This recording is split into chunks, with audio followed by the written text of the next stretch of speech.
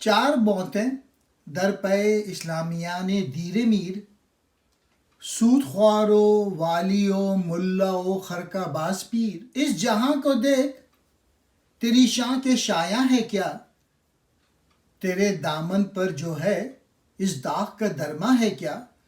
پہلا شعر کافی سخت ہے۔ مشکل سے مرنے والے اس مسلمان کی گھات پر یہ چار موتیں لگی ہوئی ہیں، سود خوار اور حاکم اور ملا اور پیر۔ دیر میر اس لیے کہا کہ کفار مختلف حربوں سے ملت کو مٹانے میں لگے ہوئے ہیں، لیکن یہ سخت جان زندہ ہیں، ابھی تک نام لیوا ہیں، عملاً نہ صحیح زبان ہی سے صحیح۔